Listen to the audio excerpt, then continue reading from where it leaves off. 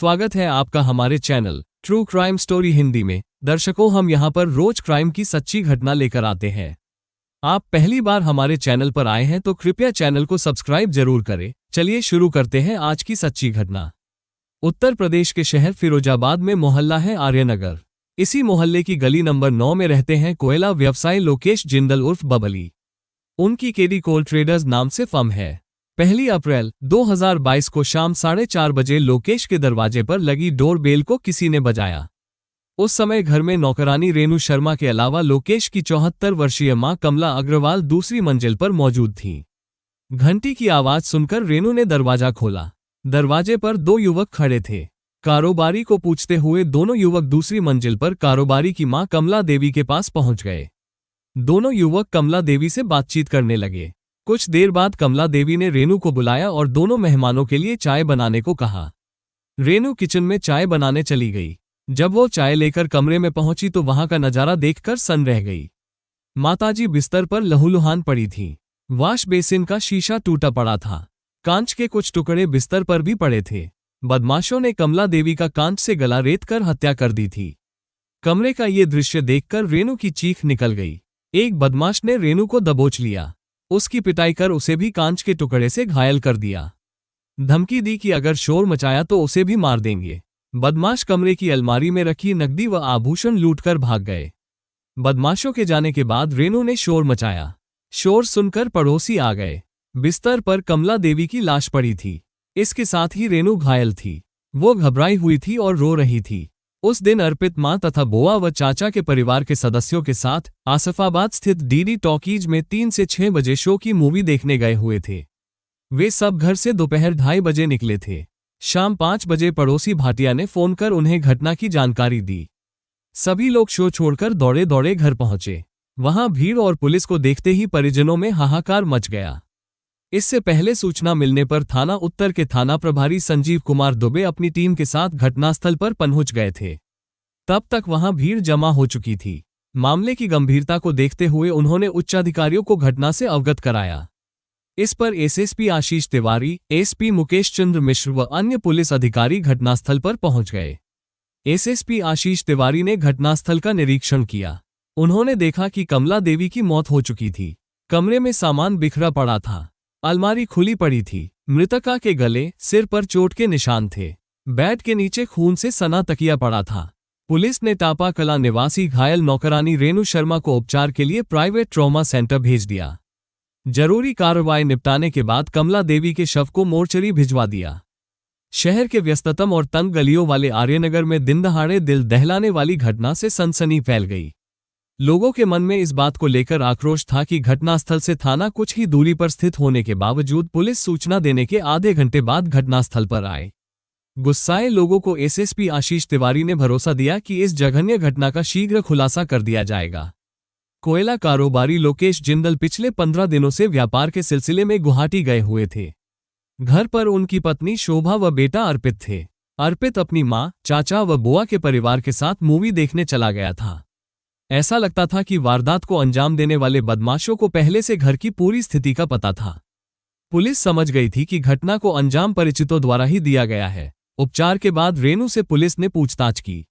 रेनू ने बताया कि वो युवकों को नहीं पहचानती।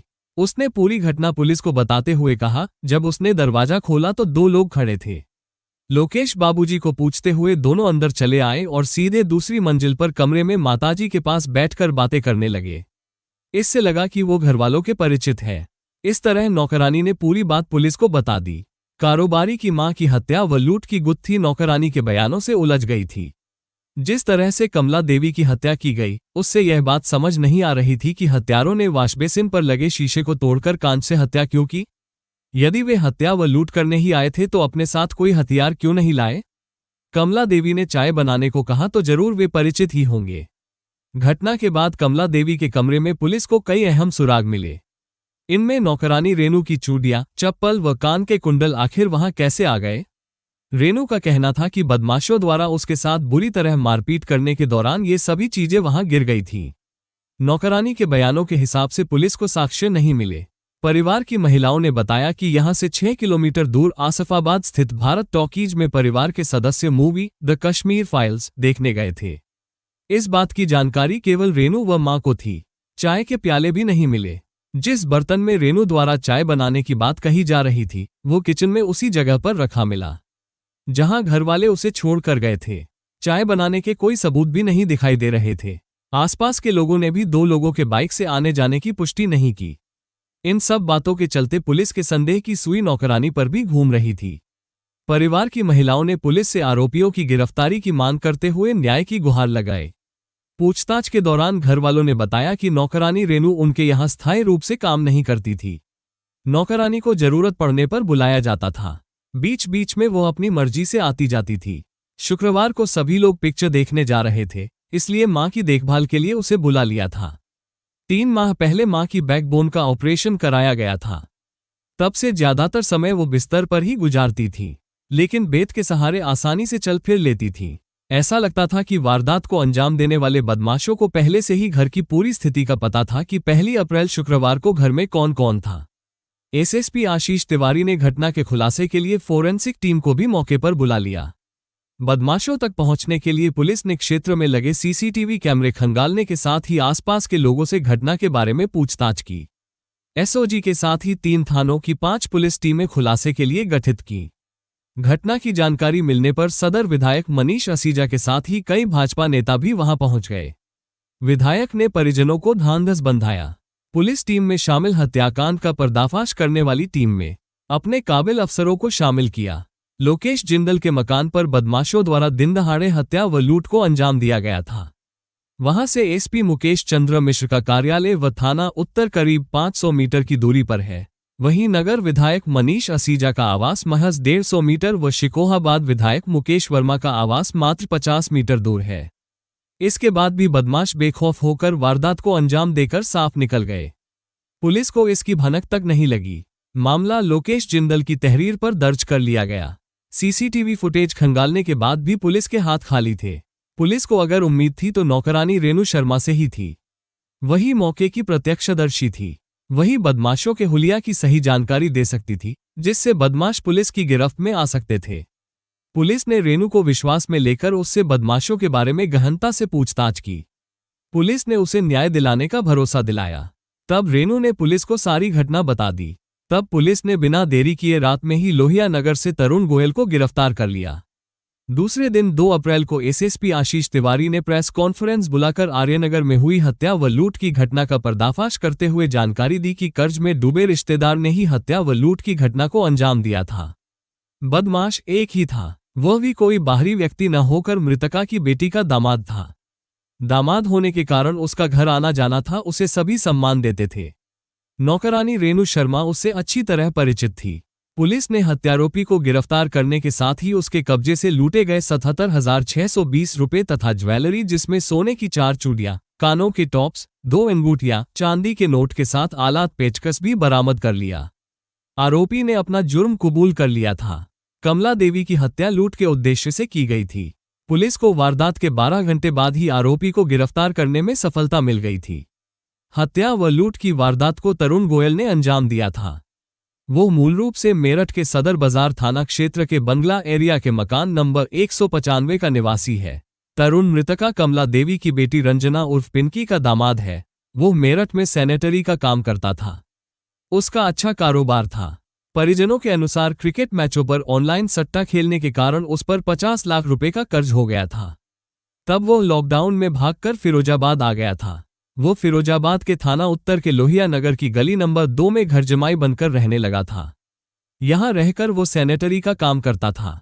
तरुण को पता चला कि उसके और नानी सास के परिजन शुक्रवार को एक साथ फिल्म देखने गए हैं और नानी सास ही घर पर अकेली है। उसकी नज़र नानी सास कमला देवी के रुपयों व आभूषणों पर थी। उसे पता था कि लोकेश का कोयले का बड़ा व्यवसाय है। उसने सुनियोजित षड्यंत्र रचा और 1 अप्रैल 2022 की शाम 4:30 बजे वो आर्यनगर में उनके घर पर पहुंच गया। घंटी बजाने पर रेनू ने दरवाजा खोल दिया। घर पर नौकरानी रेनू को देखकर उसे अपनी योजना पर पानी फिरते दिखा, लेकिन लालच के चलते वो खुद को रोक नहीं सका। दूसरी मंजिल पर वो सीधे कमला देवी के कमरे में पहुंचा। उस समय कमला देवी सो रही थी। तरुण ने जैसे ही कमरे में रखी अलमारी खोली, आहट सुनकर कमला देवी जाग गई।